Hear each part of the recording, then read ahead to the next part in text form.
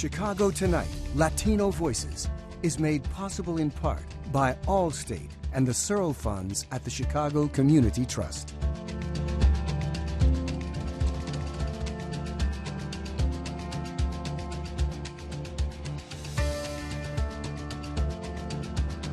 Good evening y bienvenidos to Chicago Tonight, Latino Voices. I'm Alex Hernandez of Univision Chicago Primera Hora, which airs every weekday morning at 5 and 6. Thank you for sharing part of your weekend with us.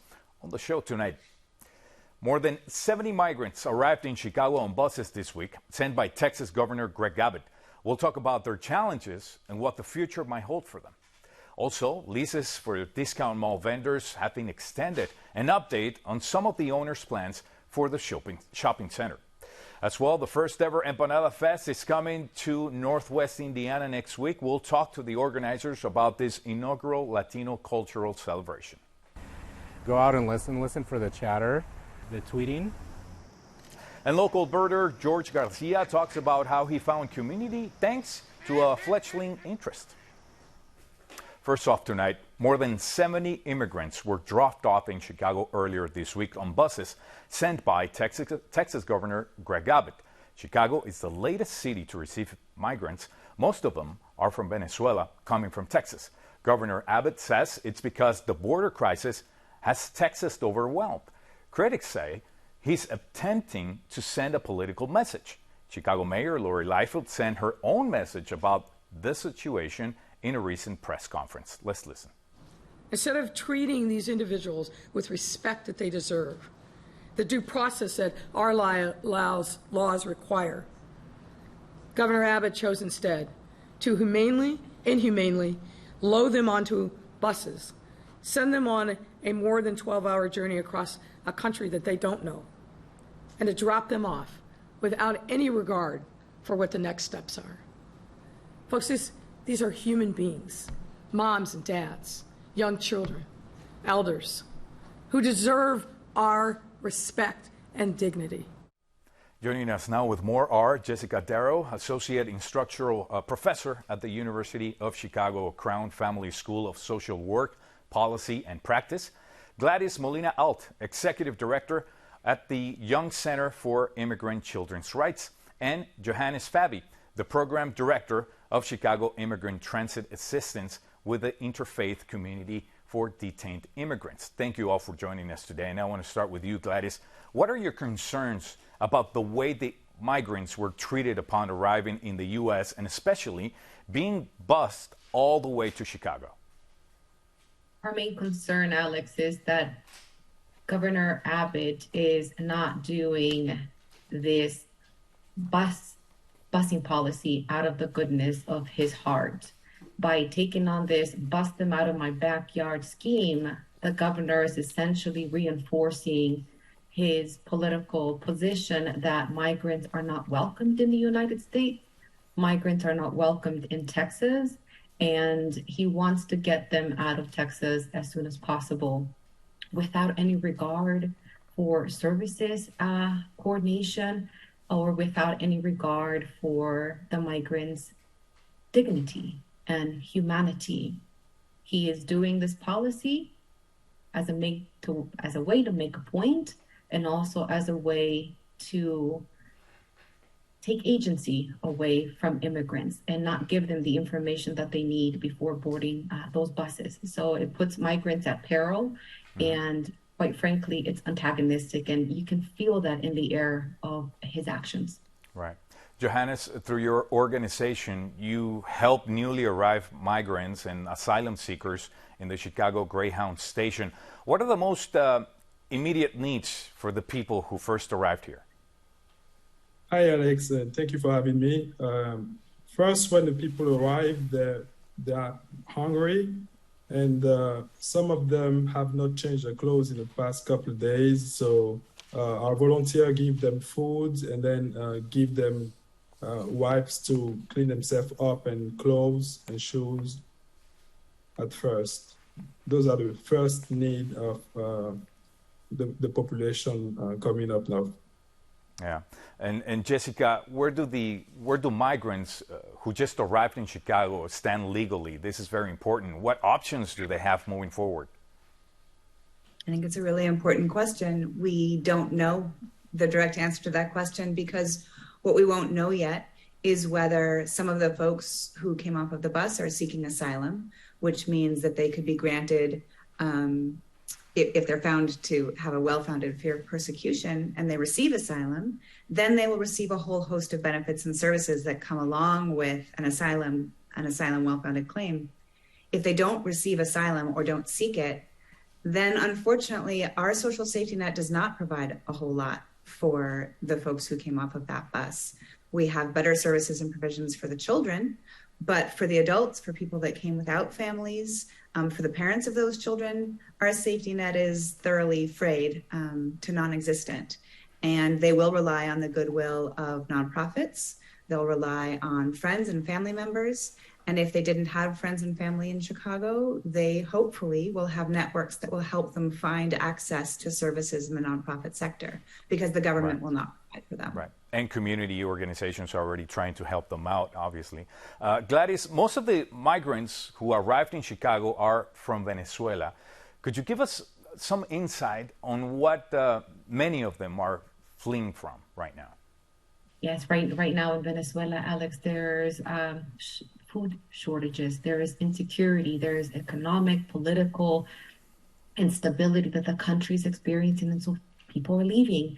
We've known that they've been leaving to Peru, to Colombia, to neighboring countries, and coming across the jungle through Panama and up through Central America and to the Mexico border. We've known the dire circumstances that that country is experiencing, and by the time they reach the United States, they have been through so much. Many of them will have seen children die along the way, family members die along the way. So when Governor Abbott decides to bus them to places where they might not even know where they're going, and the overwhelm that they may experience upon reaching cities that they don't even know they're destined for, it is in many ways adding trauma on top of a track of trauma already that these folks have already been through. Yeah, definitely. It's a very tough situation. Johannes and Gladys already talked about this briefly. What is the journey like for many of these immigrants to even get to the U.S.? It is traumatizing first to leave your country, your comfort zone, and just pack everything last minute with your kids and make a decision to go somewhere, not knowing if you will find food, shelter, or anything. And worst, going through the jungle and all these horrific scenes that they've been going through from different countries that they cross. It is just terrible that they are treated the way they are when they arrive to the United States. Definitely. And Jessica, this is not over. Governor Greg Abbott says he plans on busing more immigrants from Texas here to Chicago. What are some of the policies that the city does and doesn't have to place to support people once they get here? As a welcoming city, Chicago is relatively doing quite well by people who might arrive. We've got folks working in organizations like Johannes's who are doing a great deal through the night, trying to find places for people to stay, food. And as you heard in the opening clip from our mayor, there are people who are willing to not just recognize the humanity of these people who are arriving, but really receive them with dignity and try to provide them with the information they'll need to make their best decisions. But as I said earlier, there is not a lot, unfortunately, in the longer term. There'll be no access to legal work unless they have an asylum claim that in the end is found to be validated. Right. And dignity, I think, is a key word right here. Gladys, what concerns do you have about the young children, in particular, who have arrived here after being bused? First and foremost is the basic human necessities, Alex, that may not be there for children who are traveling on such a long journey. Things such as diapers. We have one of our staff members in our DC office that has participated in response efforts and stories of how children don't even have clean diapers when they're arriving, or shoes on their feet. So the basic human necessities is one of the things. And the second one is the lack of consciousness, right, for what the trauma for a child may be, to be dropped off at a place where their parents might not know how to navigate, and where they might not be able to settle permanently. So for us, it's the children's basic necessities. It's the awareness of what they need, and the resources that their parents might not have available to them, right, wherever they land. And that they get the help that they really need in this country. I want to thank Jessica Darrow, Gladys Molina-Alt, and Johannes Fabi for joining us today. Thank you very much. Thank you. Thanks, Alex. Thanks, Alex. Up next, an update on leases for vendors at the Discount Mall in Little Village. Stay with us.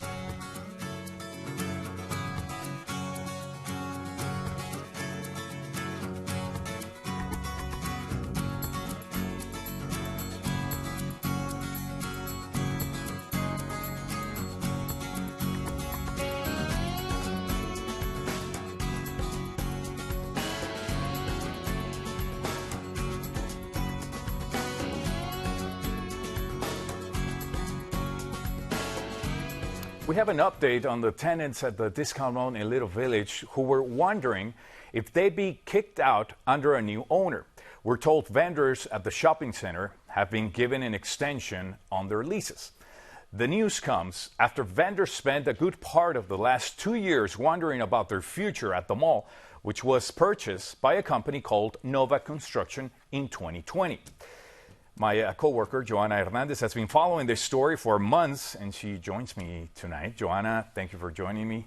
You have been talking with vendors for the past year or so now, and it seems the biggest concern here was the uncertainty that they have of whether or not they could continue there with their shops. So what have they been telling you? No, that's right, Alex. So since Novak bought the property, the vendors say that the company hasn't been really clear on the plans that they've had for the building, which led them to believe that they would have to leave. Now, I do have to mention, we know that Novak owns the property, but there's also 2 companies that operate within the discount mall that leads to those 150 vendors. So I was told that the final contract for one of those companies was ending in August, which rightfully so led vendors to believe that they could possibly be displaced. Now, we're hearing also the contracts for the 2 companies that lease to the merchants have been extended until next year. No, that's correct. According to a Novak spokesperson, the vendors have been given an extension on their leases until January of next year, and then there's going to be some type of month-to-month agreement. The spokesperson goes on by saying, in part, we are planning to make substantial improvements to the neglected property, including a new facade, a new roof, better parking, and other improvements. These investments will make a big difference on that stretch of 26th Street. Novak expects the work to start next year. And Alex, I spoke to the Novak representative over the phone, and she shut down any rumors that a big box retail company will be coming into the mall, and was adamant that at this point they are just working with negotiations with those 2 companies and Novak. Right. And Joanna, in your last piece, you spoke with Alderman Byron Cicho Lopez of the 25th Ward. The discount mall will be falling into his district next year. Do you know if he has been able to speak with Novak? No, he from what I last heard, he says that Novak has agreed to meet with him. And the alderman also shared that he's been meeting with some of the vendors there, and he is committed to being part of this process. So far, all we know right now at this point is that vendors at least have 5 months guaranteed to continue to run their business from the discount mall. Well, we'll definitely keep following this story, Joanna. Thank you very much. Up next, a taste of a new festival coming to Northwest Indiana. Stay with us.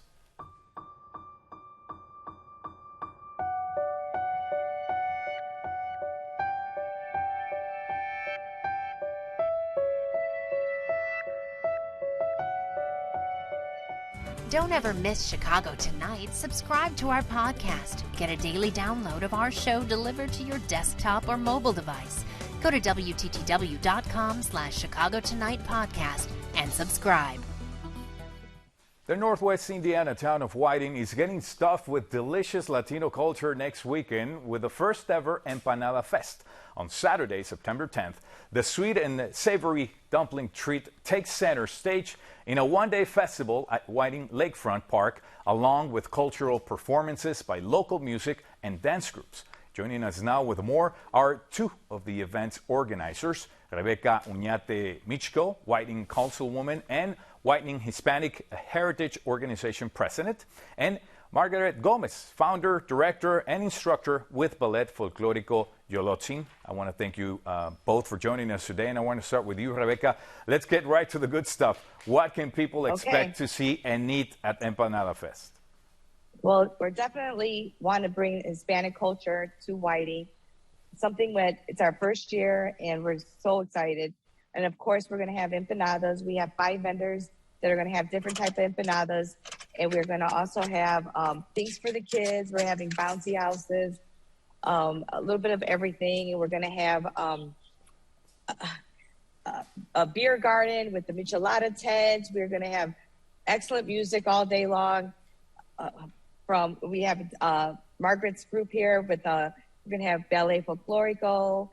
We're having a banda. We're having mariachi sirenas. We're having our Latin Satin Soul is a great local Hispanic band.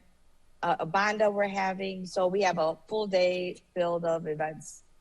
Yeah, definitely for every single taste, a very family event. Margarita, your dance troupe Ballet Folclórico Yolotzin is among the festival performers. Can you tell us a little bit about what kind of dancing you do?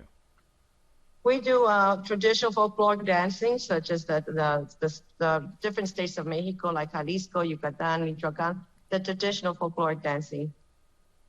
Very nice. We can't wait to see it, definitely. And Rebecca, going back with you, we know Whiting has a significant Latino population, but this is the first Latino celebration there.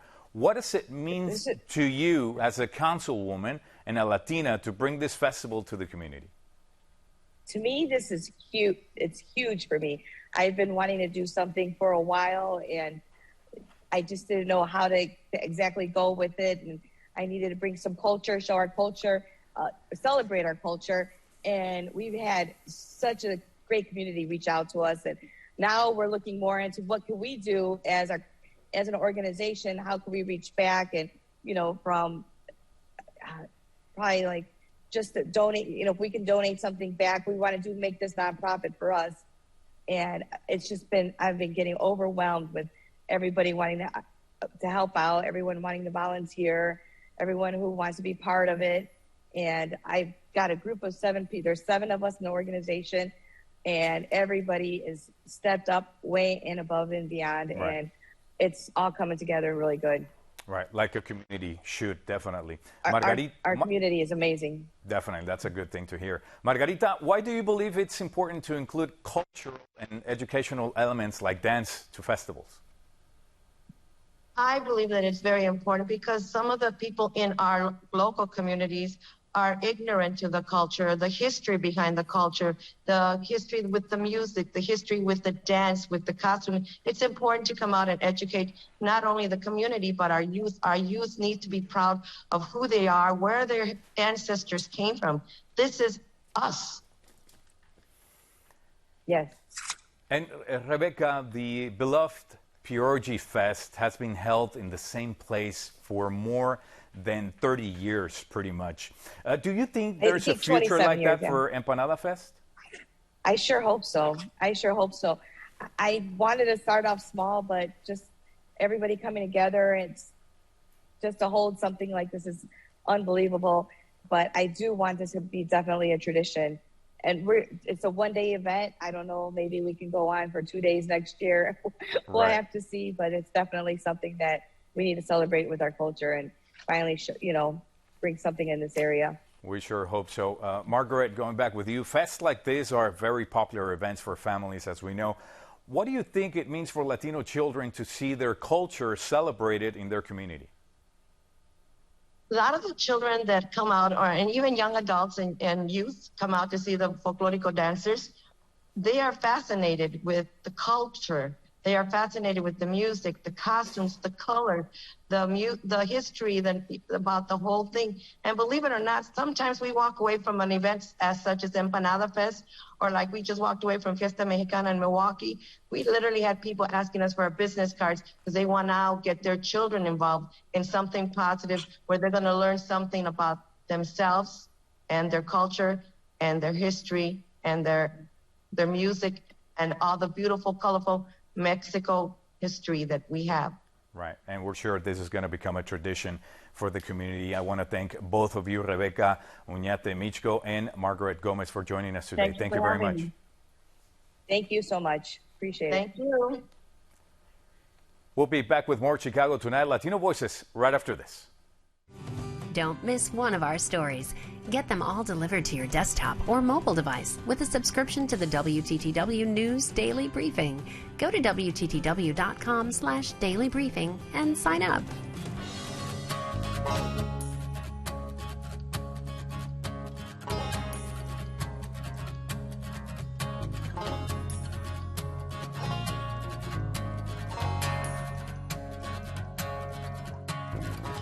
A concrete jungle like Chicago might not be the first place you expect to find a wide variety of birds, but then again, we are in a city in a garden.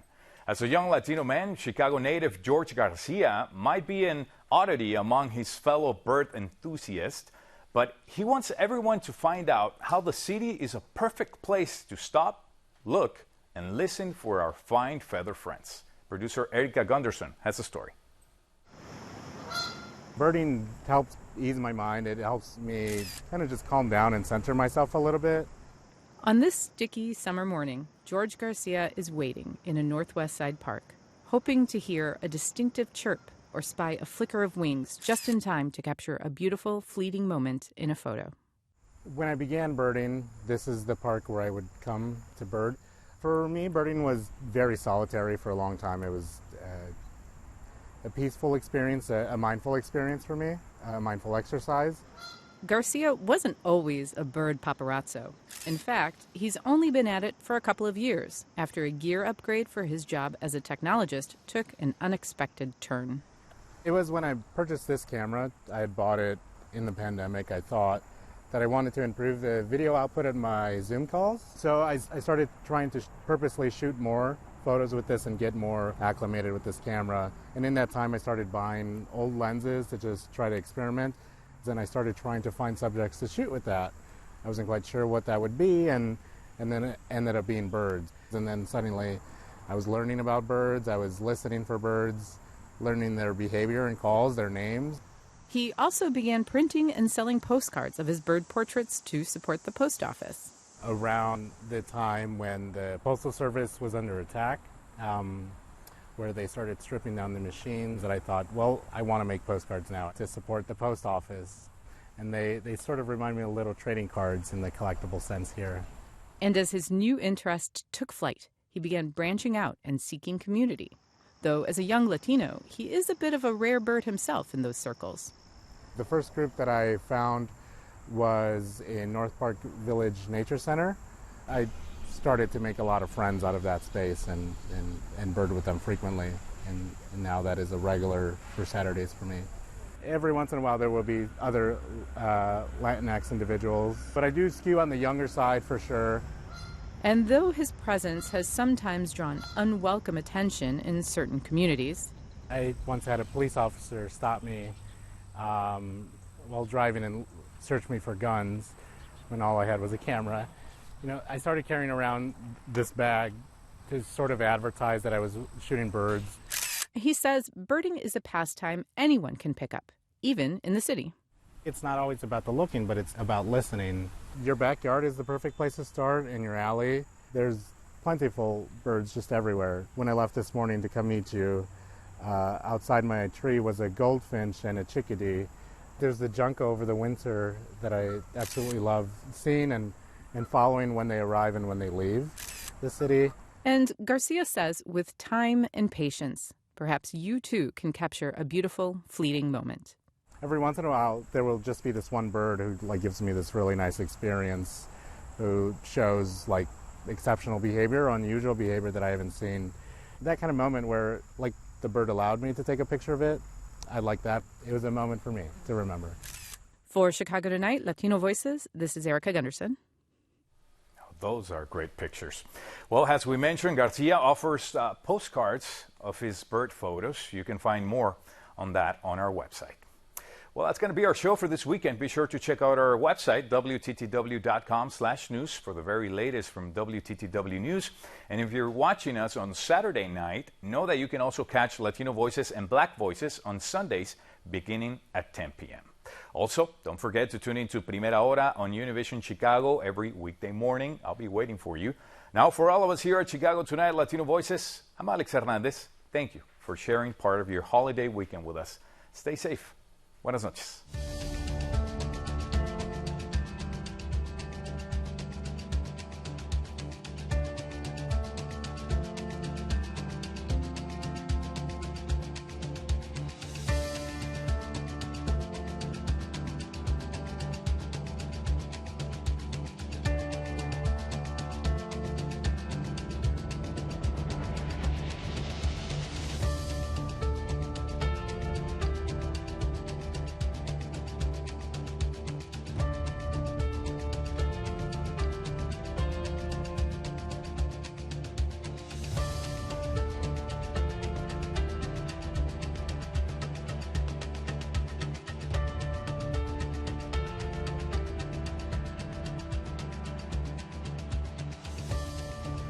Closed captioning is made possible by Robert A. Clifford and Clifford Law Offices, a Chicago personal injury and wrongful death firm that supports free educational initiatives in the legal profession.